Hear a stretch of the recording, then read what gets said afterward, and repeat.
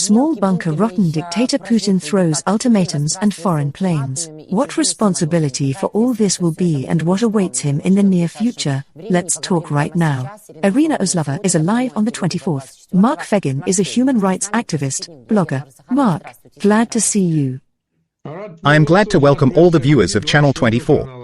Staples and lies are coming out of all the cracks in the Russia, and all are already preparing for a blue light party. Even Kirkorov, who kept going through the wrong door, will be allowed there. But there they prepared tightly. Santa Claus is being shot down, and not only by Azerbaijani planes. Let's briefly watch one video that appears in the acting and highly cultural space of Russia, and return to the discussion.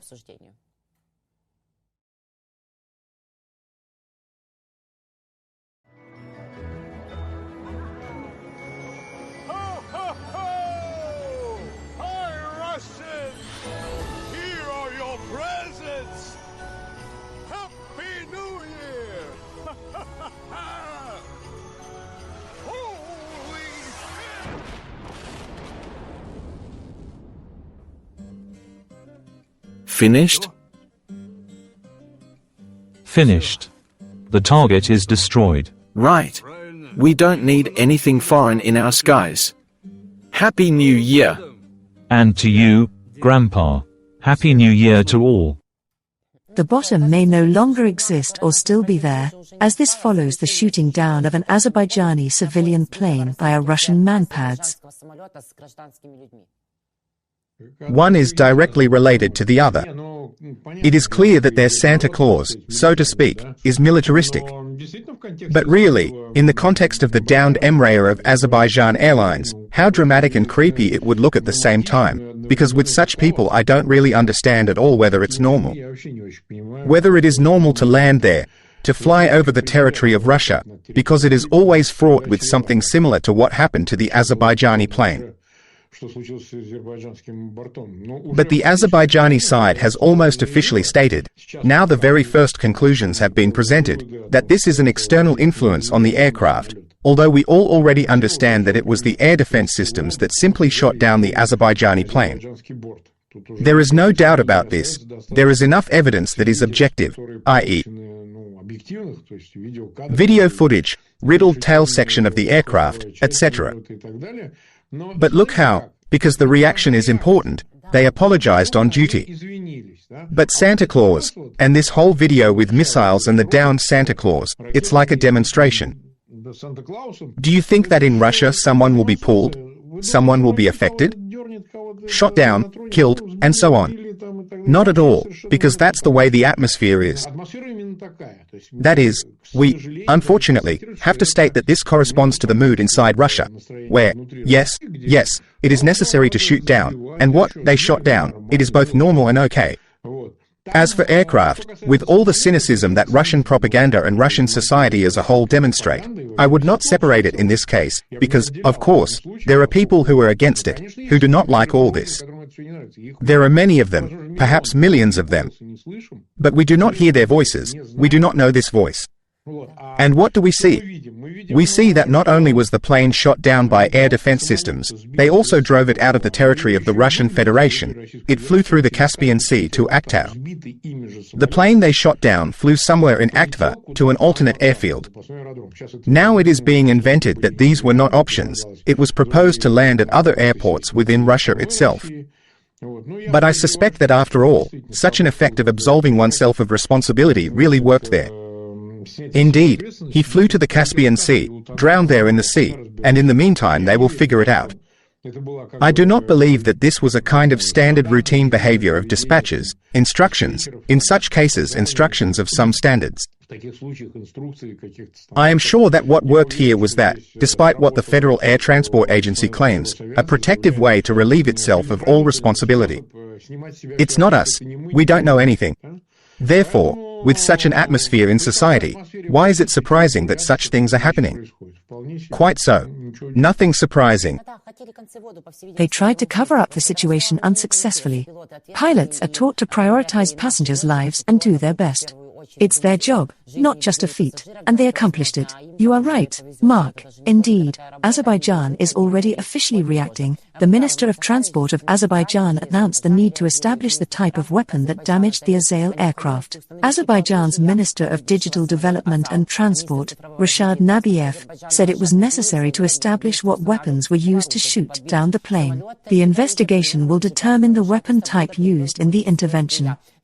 And Azerbaijan Airlines reports that both according to the people on board, and according to the results of the damage, according to the preliminary data of the investigation, it is clear that there was external interference and damage. How will this affect the relationship between Russia and Azerbaijan in a more strategic and tactical sense?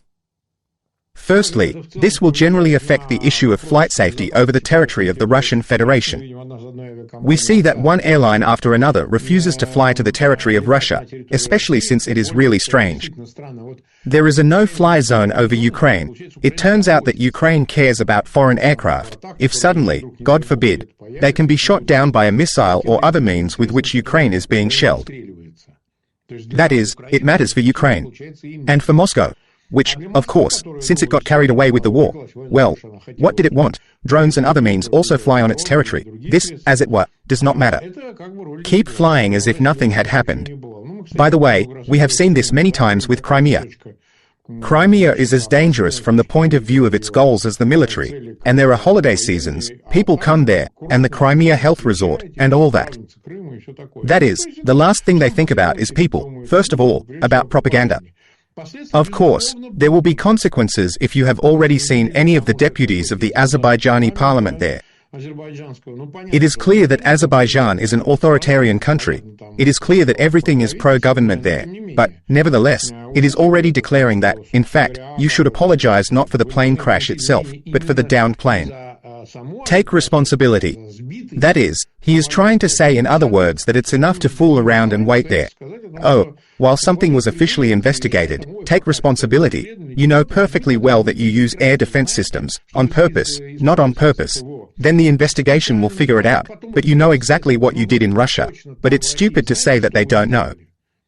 This is ridiculous. That is, let's wait until all the examinations and investigations are carried out. The skin of the aircraft will be checked, passengers will be interrogated, the remains of this shrapnel will be examined, if it hit the fuselage, and so on. But this will take time. Of course, these are investigative actions that take time. But it would be possible to take responsibility now and say, we shot it down, that's what happened. And they will resist to the last, because this will have consequences. Firstly, material.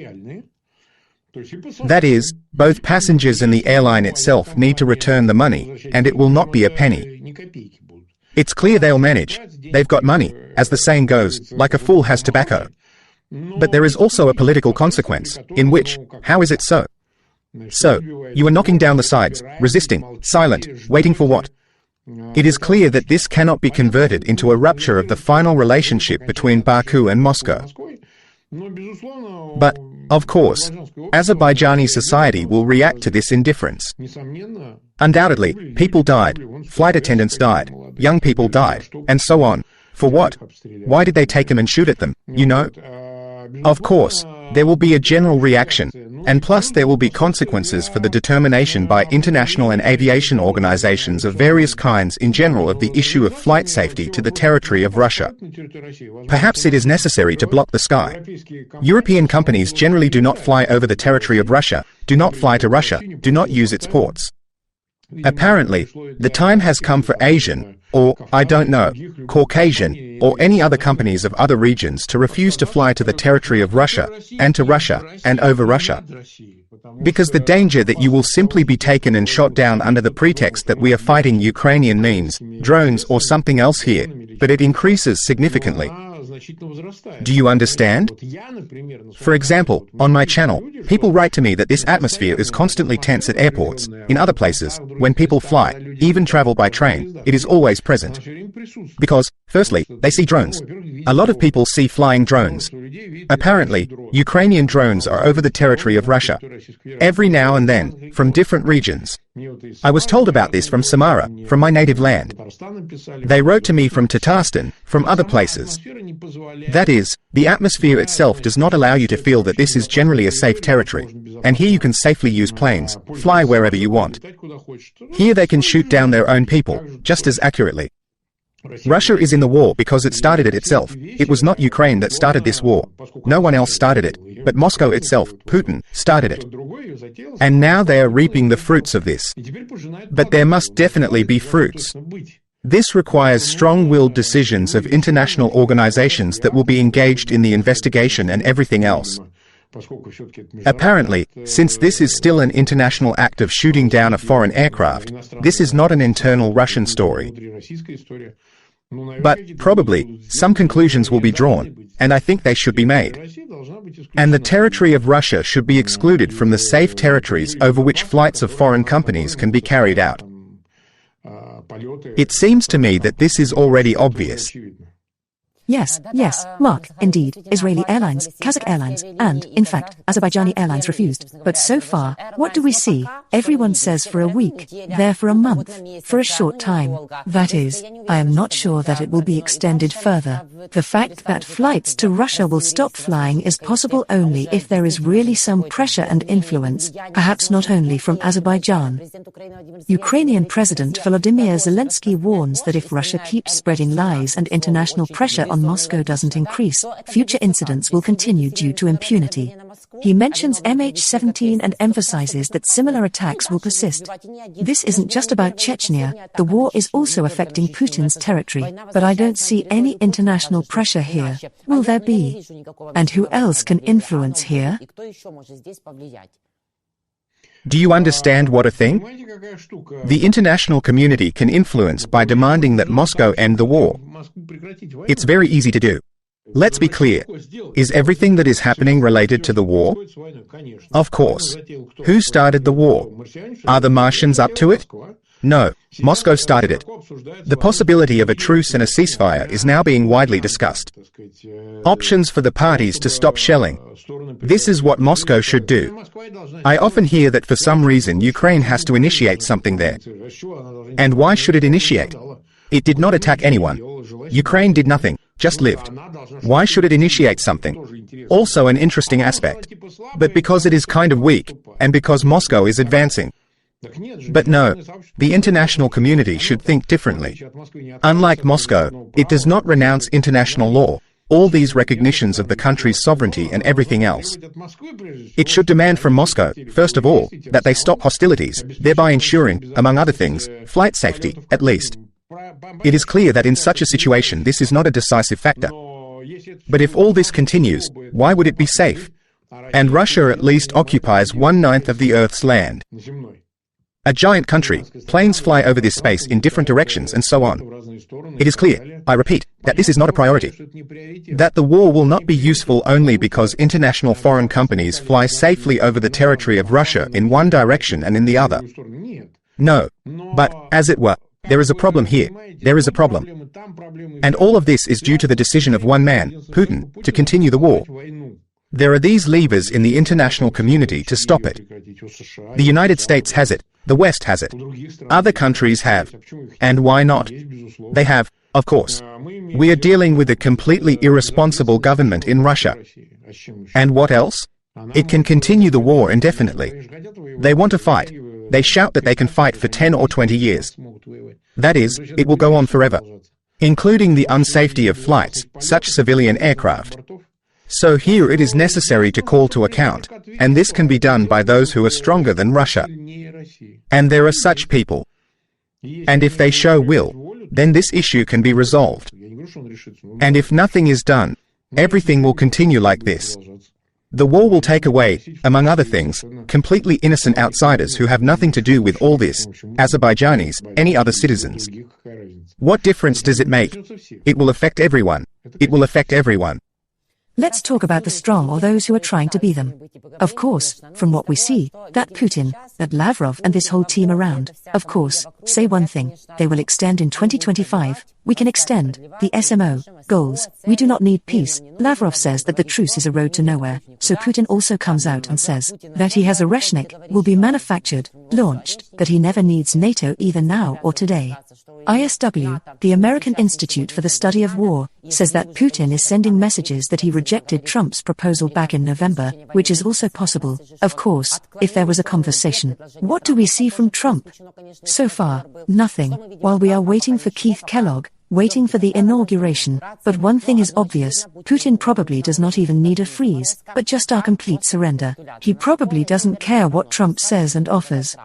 And what other scenario do we need to prepare for, and do we need another scenario if there is no pressure and ultimatums from Trump to Putin? And do you see any decision on the part of Trump at all, if not in 24 hours, but at least in 240, or 24 days, or 24 months? As for Putin's refusal in November, it was obvious. We have talked about this many times. Why should something change in his desire to capitulate Ukraine and seize it with the arrival of Trump? Why should this change? This is what Trump thought. Here is Biden. He was either weak-willed, or he did not conduct politics in the right way, and the war continued. And he will come, and everything will be over immediately. He has the right to remain in such illusions. The election campaign, a clever turn of phrase: I will stop everything in one day. But we understood that he would not stop anything, because he was dealing with Putin, and as if to explain over and over again during even these 2.5 years of war what Putin is and what his real intentions are, in my opinion, everyone should have already understood. Those who do not understand should now sober up from what is happening, and in general realize that they will not agree with Putin, because Putin does not want to agree on anything or anyone. This is an important thesis that needs to be learned, and proceed from him that Putin is going to continue the war and achieve the so-called goals of the SMO by completely seizing Ukraine. It does not matter how it will be divided into stages, how it will be implemented, but its strategic goal is exactly this, and not another. Everyone who says the opposite, or for the Kremlin's money, does it. Or out of stupidity in my own way, and that's what I hear. No. Putin would gladly stop in the middle. He is not going to stop in the middle now, if there is no factor of pressure on him, which will be inevitable and so strong that he will have no other choice. This is mainly a military factor, in fact, not a political one. Let's be honest, these are military factors. All political tools were used, they did not give any result, which is obvious. Now, as for how Trump will behave, what options he has left? If Trump has already heard these refusals, Putin himself, not only Lavrov, clearly stated them at a big press conference. We are ready for compromises, great. We are ready for negotiations, and that's great. And then he says, but on the basis of both the Istanbul agreements and the situation on the ground. So, no, he is not ready. That is, it crosses out all the previous words, because there are no Istanbul agreements, no one agreed with anything. Obviously, there can be no suspensions in the war, no ceasefire. Because how can we stop it if they are coming? If they had retreated, then, probably, Putin would have been more inclined to conduct such negotiations. But even then, there are big questions. The war is in Ukraine with a small bridgehead in the Kursk region. He is convinced he'll oust Ukrainian troops before the 20th, before the Sumy region inauguration, but that's another matter. But ultimately, Trump must assume that he will have to face Putin's rejection, which means he has three options. 3. The first is to say, in addition to promising to end the war, I said that whoever prevents it will regret it. If Ukraine prevents this, then it will lose the supply of weapons to the United States. And if Moscow prevents this, what is happening now? Then we will give Ukraine everything it needs, and even more, in order to achieve the same peace by military means. Sounds nice? And this is the first way. Second. The second is complete self-isolation, removal from the situation. I tried, I am a peacemaker, I did everything I could, but it did not work. So, let Europe deal with it now, and I wash my hands of it and take care of my internal American affairs. This is an isolationist option. Can he do this? Rather unlikely. But why not? That is, he has such an option. Of course, Trump does. And the third option, which is the most dangerous, oddly enough, and the signs of which may appear very soon, that he can resort to it. He may meet with Zelensky, even come to Kyiv, although he is going to meet with Putin in Trump. Kellogg can shuttle to it and tell Zelensky that, Volodya, I respect and love you, but you see, this one does not agree. What to do? There is nothing to do. The war must be stopped. You can see for yourself, you will not stand it much, you will not stand it for many, long times. Let's give in to Ukraine. Everything that he requires, or not all, but a significant part in order to at least somehow enter the peacekeeping process, negotiations there, and so on. A very slippery option, you know, a nasty option. Terrible. But, you see, this will be done not because they neglect Ukraine, they want it to fall, but let's cheat, let's come up with something, let's now Ukraine start moving towards his demands. And we will come up with something there, you know? We've all seen this beyond something else, and let's wait. And then he has only the first two options, which, I repeat, middle option 2, in which he himself withdraws, washes his hands of it. It is, you know, not the most obvious, but it can also be, that is, take a break, Washington, and this is for the first option. There is nothing left to do, if you don't put pressure on Ukraine, and what? Give tomahawks, and that's it, as it were. But here, please, see what happens. And it seems to me that the second option will not be beneficial to Trump.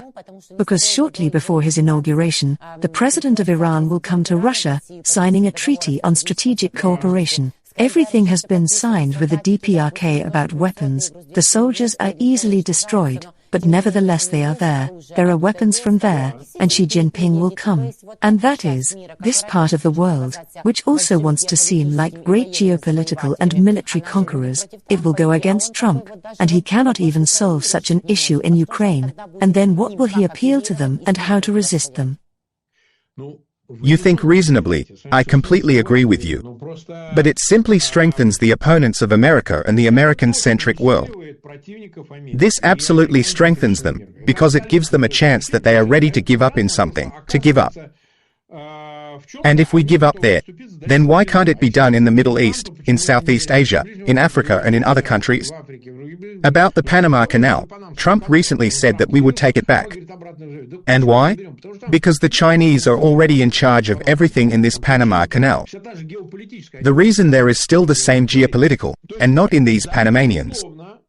I want to say that this is not what Trump promised to American voters, but also to American society. This is the elite, this is the establishment, this is the hinterland of the state apparatus, political parties, the press, all together that make up society. He said during the election period, I will stop it. Biden is nothing, and I am a flint. In the event that he washes his hands of it and distances himself, or even surrenders Ukraine, let Putin take everything, which is unbelievable at all. He will demonstrate his weakness. He actually breaks his promises. He himself recently said that Ukraine and the war are the main issue that he is dealing with. There seems to be progress. I don't see any progress, only worse. But this is another question. He just did not promise this. He will have to abandon his own words, which, of course, is certainly in the context. In general, this is a problematic story, a very problematic story. Therefore, in the situation that has developed now, Trump has a small range of behavior. But, in principle, nothing can be ruled out. America, in principle, has been weakening on a geopolitical scale, certainly in recent decades. Maybe we are witnessing the end of the American-centric world. I don't really believe it, but everything can be allowed. We were witnesses to everyone. If the issue with Ukraine is not really resolved, how it should have been justly resolved, then it will certainly inspire all these rogue states, North Korea, Iran and others like it, come out that it is possible to win. Moreover, note that the military tool in another part of the world worked absolutely. It is clear that Russia is of a different scale. In the Middle East, see for yourself.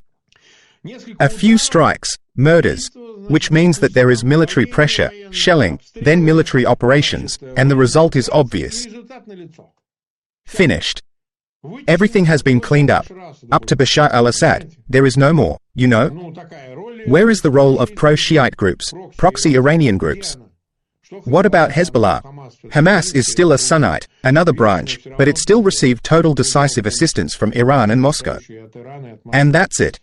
It turns out that military tools work in combination with political pressure, and here you go, a peace agreement has been signed with Hezbollah and Lebanon. It's a deal. There can also be a deal with Moscow, but for this you need a military source, you need help, first of all, in a decisive way. When they say, peace through strength, what do they mean? Strength. What is it at all? Is this a show-off? Or what? No. This is an opportunity to create conditions under which Moscow can lose. Only then will it make concessions and take measures. Only if it can lose. If it does not lose, why should it make concessions? This is the configuration. This is the equation now.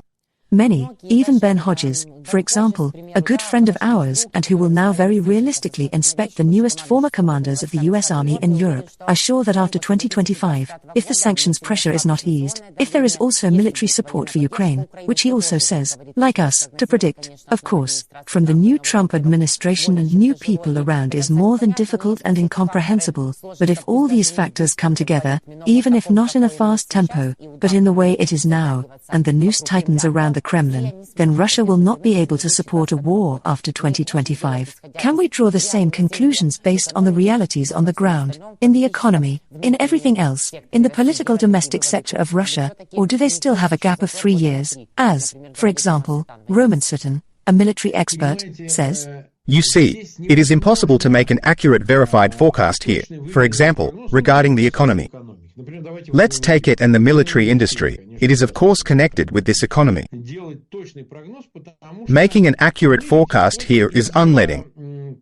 Because we proceed from generally accepted standards and practices, macroeconomic, in assessing the ability of the economy to meet the needs of the war. Political needs of war. That is, roughly speaking, the political leadership of Russia. It demands from the economy, sets a task for it. You must provide us with the necessary level of military equipment, and so on. It is economic, including and so on. And that's it. And what will happen to the people, inflation, financial stabilization, exchange rates, and so on, does not matter at all. This is exactly what Putin's setting of tasks for the financial and economic bloc of the government looks like. Look at how this head of the central bank Nabiullina is spinning with the key rate and so on. But it is obvious that the economy is certainly deteriorating. Its indicators are deteriorating. He even says at a big press conference that inflation is growing at an alarming pace. How amazing, huh? But it will grow. But the question is how patient the population will remain. Is it ready, for example, as a litmus, for the withdrawal of its funds, deposits in banks? That already happened in the XX century in the late Soviet era. When the dead Ryzhkov, being the head of the government, the Gorbachev government, simply began to withdraw deposits. Actually, they used them. The crossroads of 1989 was when the economy had already reached the brink, and now they began to take the savings of the population in general from banks. Can this happen in Russia? Of course, it can. But if there was once, then why can't there be a second time? That's the question. It can. And is the population ready for the fact that these deposits will be taken away? It is clear that these banks will lend to the state without fail. They will endure. They are ready to endure. Here is my prediction. That they are ready. They will say, yes, it is necessary, but we are there. The deposits of the population must be withdrawn from the banks. This is my forecast. They are ready. That's how I think. They dream of victory in the SMO under the Christmas tree. Of course, this is in the data of the All-Russian Center for Public Opinion Research. They are also partially relevant to reality. Of course, they are, so to speak, partially. You see, the imperial consciousness, significantly, if not the majority of the population of Russia is filled with it, they live in a postponed day. They live by what they will achieve. It's like building communism, you know? We will seize Ukraine. The Ukrainians will be our slaves, and they will sweep our houses. I'm being coarse, of course, but their consciousness is approximately the same. We will capture everyone, bring everyone to their knees. Everyone will work for us. And we will not do anything. We will just lie down, rest. I'm being coarse, but still in their minds, you need to be patient a little somewhere. Something you can't do, something you don't get enough, in order to enjoy life later. To live some kind of postponed life, you know? This is psychological, economic, if you will, and social self-awareness. That somewhere there she is, this is a different life, in which there is no war, well-being. You have normal social concerns, human ones, children, something else. But now we must be patient, now we must exert all our strength to help the state, so that it fulfills all its tasks. Of course, it is very easy for the current government to work with approximately such a consciousness, as if she already keeps this society in fear, and so on. Without the indignation of the masses, no economic problems can affect the war. This is also very important. The collapsing economy will sink in this state for many, many more years. Worsening conditions will reach the cards, they will begin to distribute products. If the question arises that the industry cannot cope, no matter how light, food, or otherwise, with this, with that, it is necessary that this discontent be channeled somewhere, so that it somehow expresses itself. And then team decisions will follow. Otherwise, yes, the economy will continue to fall. Will they cope with the needs of the front? Now the official figures are already being announced. Even the Ukrainian side is declaring this. Up to 60% of the shells and mines that Russia now uses on the front line come from North Korea, from its warehouses and from its production. Yes, they have 200 renovated factories in North Korea, operating under sanctions, and Oreshnik has Western details, writes the Financial Times, but how much can it last? I admit that all this is stolen. There are some components, I don't know. Engines, something else. I don't know. I'm no military expert, but they could steal something to shape this unfortunate Oreshnik. But the question remains there. North Korea, this is the model. No one considers economic costs. They're like prisoners in a concentration camp. And let them continue to hunch. They don't ask the North Koreans whether they will work or not. No one asks them. The Russian population is rapidly moving in the same direction. It has reached or will soon reach it. This can be discussed. But the attitude and the state strives for this.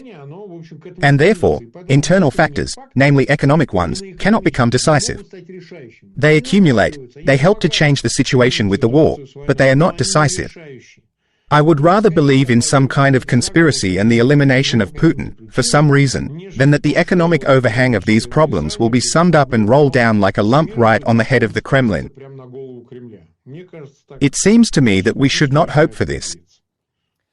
Yes, they are preparing for blue lights shows. Philip Kirkorov rejoices. He says, there will be no Ivleva, but I will. A star, nowhere without me. They are filming it all. Even the outer shell and presentation appear planned. Putin's assurance that he has everything according to plan, but seems to keep working. Fire shows are cancelled because Ella Pamfilova claims responsibility, implying Ukrainians filled fireworks with explosives, so it's better not to buy them. Despite the war reaching Russia daily, the illusion persists that it hasn't. Do you understand how? Illusion is part of propaganda. It is not something new here, because in the Soviet years, I myself witnessed. I was born in 1971. That is, I remember very well the late Soviet Union, how much the picture on television, the picture that Soviet propaganda showed, differed from reality. The reality was completely different. The gap in Putin's current reality, it is still not so significant. They depicted the victory of the socialist revolution in the United States almost tomorrow, prosperity and well-being, the construction of communism and the like. And now they are talking about the victory in the SMO and the victory over America, Oreshnik and so on. It's even easier to believe. The scale of success has decreased much more. That is, they concentrated everything, victory over the West, and so on. Everything at the end of the SMO is successful, in which they must conquer Ukraine again, you know. There they fought with America.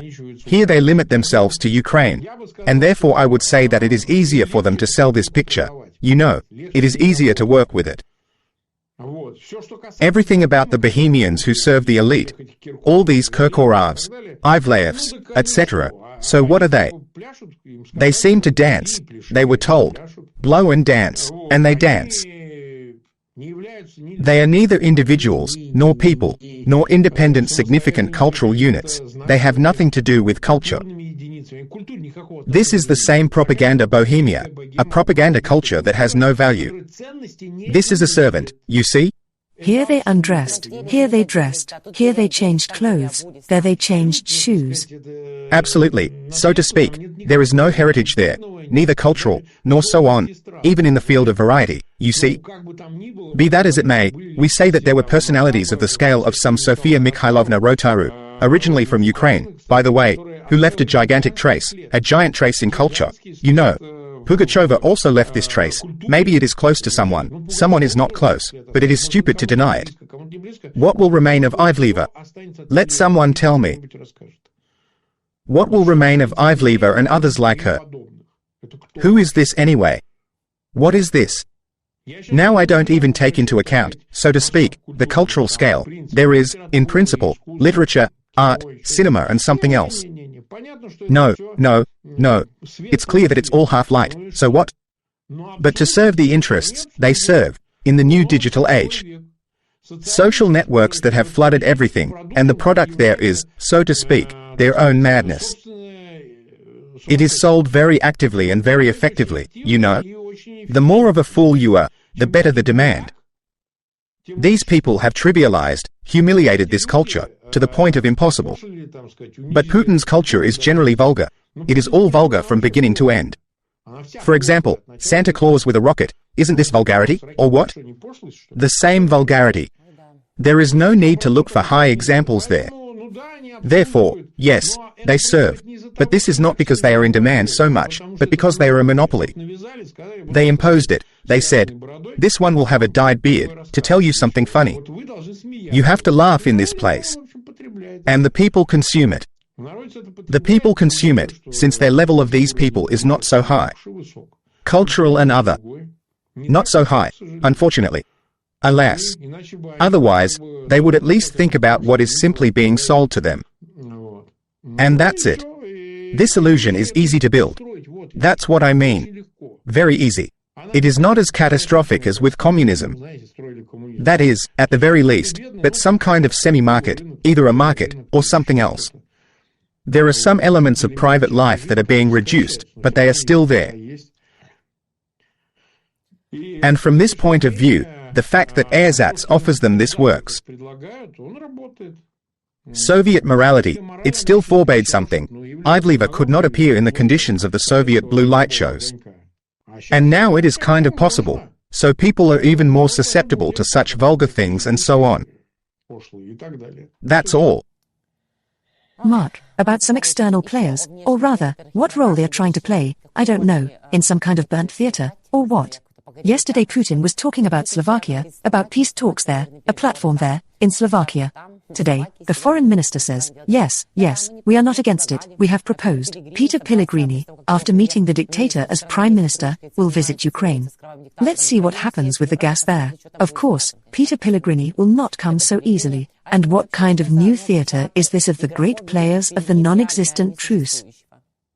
I heard about Slovakia, which, in my opinion, is in the jurisdiction of the International Criminal Court. It seems to have to execute the order. Yes. Or no one is interested in the International Criminal Court. Everyone violates Tuj decisions. And how? Mongolia was a member and ratified the Rome Statute. He came to Mongolia. They did not arrest him. Turkmenistan, which has not ratified the Rome Statute, but it has also been there, and nothing, not even a sound. It turns out that it is possible to hold negotiations in Slovakia. Why was it necessary to stir up the whole story with these warrants of the International Court of Justice, the prosecution for a war crime under Article 8 of the Rome Statute? Why was all this done? If this is how it is possible, ignoring international law and the decisions of such international treaty bodies, to ignore everything and hold some kind of peace talks. Peace talks can be at the border, put a table between Finland and Russia, and sit down and talk there in a tent. There are no problems. And why is it necessary to invite him to Europe? Is this a recognition of the scale and influence of Putin, his way out of isolation? It is clear that this Fico is his pure agent, right? It is clear that a person works for money. He is a former communist, like the leader of the Komsomol Orban. Few people know that he led the Komsomol there. You know, they also did not descend by parachutes, and political prisoners did not get out of prisons from those times of the Soviet communist period. The same environment, filtered, perhaps some other one. But the audience is all well known. There is nothing new in it. The fact that they are financially interested in pumping gas through Ukraine in order to retrade there, to get something of their geschäft, is also not news. And the fact that they are jumping around these agent fleas, both from Hungary and from Slovakia, offering themselves and their services, is also not news. I liked it. I mean, jump or don't jump, you'll fail anyway. For example, the Georgian dream jumped and hopped, and today American sanctions have been imposed on Ivanishvili. And there are 20 more names on the list. As far as I understand, all the leaders of the Georgian dream have jumped up. Now where is the money? Yes, these jumped. And his brother, he was a citizen of France. He seems to have withdrawn his citizenship, but, they say, not quite. He has a brother there, they have some assets in Switzerland, they were removed from this and so on. That's it. How is it now? Sanctions, everything, will freeze, they will hurt. This proves that in Georgia, only the military option matters. The authorities won't relent otherwise. This is clear to a fool. They will already stand to the death. And Moscow will send troops there, but they will not leave. There, it is only possible to achieve this, so to speak, by a final analysis. And such agents, they simply work in all directions. Fico creates the conditions. He also went on an interstate bilateral visit. It's not just something there. Even Orban traveled there on assignment, as he believed, as being the president of the European Council of the annual Hungary heads. He traveled on behalf of the European Union, although no one authorized him. But he hid behind at least international status.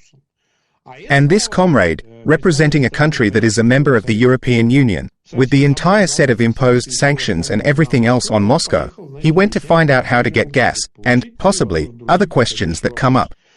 Here, you see, something is useless there. This requires a reaction from the European Union and the relevant Euro-Atlantic structures in relation to, first of all, such politicians. Maybe sanctions should be imposed on them, on Fico, on Orban. Because, obviously, their activities are destructive and lead to helping the enemy of European unity and Western values in general. That's how I see it. That's how everyone sees it. What will the West do in these conditions? Let's see. They always have the opportunity to behave correctly. What to say? Of course, all these friends, comrades of the Kremlin, of course, got tired of them from time to time. Of course, we also say that we do not need any Slovakia as a platform and also respond with such a not very friendly proposal. About Georgia, Mark, do you think that Putin can mess up there, so to speak, and help them militarily? I spoke with Gelovasids about the 14th protests, which have been protesting for more than a month, since 28, almost a month, tomorrow will be a month. Since November 28th they have not stopped on the territory of Georgia. On the 29th, there were ultimatums. Representatives of the Georgian Dream threatened to almost remove Salome Zurabishvili from her presidential office. Do you think that Putin will have the strength to give something more than the 40 tanks that Gelovasids, the Georgian political scientist, talked about? He says there's little military power there. Why would Putin help Ivanishvili if he didn't help Bashar al-Assad, or do they need influence here? Do you see what the difference is here? There is no need to carry out military invasions again if Allied forces are in power. Do not do this. We are talking about forceful surgical intervention in the situation. It is certainly already taking place. I believe that these beatings outside the territory of the central square, where all the protests take place, a representative of the opposition press, a representative of opposition political parties are, of course, a tactic that Moscow has passed on to its Georgian colleagues. We know this very well. How it is done, we know it very well. I think that there is financial, administrative, operational assistance, and assistance from the special services in the fight against the protest. It is already taking place. Can it have a military intervention, as it was in Ukraine? For example, when General Beseda and URK arrived in Ukraine, in Kiev, during the Maidan. This was in December, apparently, already in 2013. Yes, of course. They can even go in disguise operatives and employees of the law enforcement agencies of the Ministry of Internal Affairs of the system in order to restrain them. They all wear masks. Can they help the special services and even eliminate some disgruntled people? Of course, they can kill. Can they give it shelter, saying that act, and do not retreat, if anything, you will leave for us?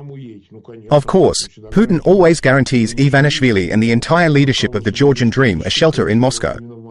Yes, why not? And how to interfere? Of course, and of course. These are all solvable issues, and they are already being resolved.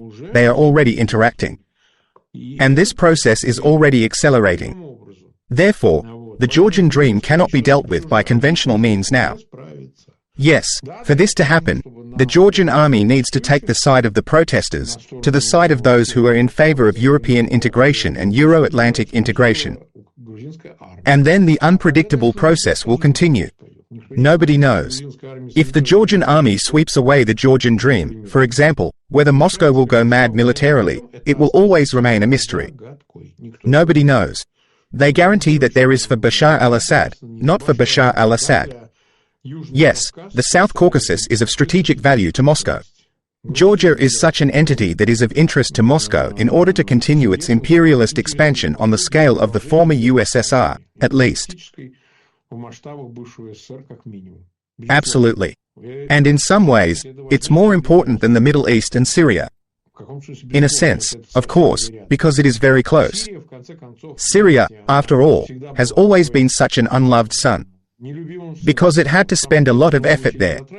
The effect is zero. Georgia is a different issue. A completely different scale. And it has a political impact. Because if Georgia goes completely under the control of Moscow again, this is a certain signal for other countries. What will happen to Moldova and others? No, it will not retreat there. 100%. Mark, in order for our enemies to disappear faster and faster, we are working on these so that they are nowhere to be found. Thank you very much for your time, for your comments. Today and always, I thank you and see you soon. All the best to all of us and goodbye. Goodbye, Mark. Mark Feygin, human rights activist, blogger, lawyer. I am Iryna Uzlova. Friends, thank you. Almost 11,000 people are with us live on YouTube on the 24th channel. Like, comment and subscribe, please, to Mark Feygin's YouTube. There are already 8 million of us. Take care of yourself. Believe in the armed forces of Ukraine. See you and win.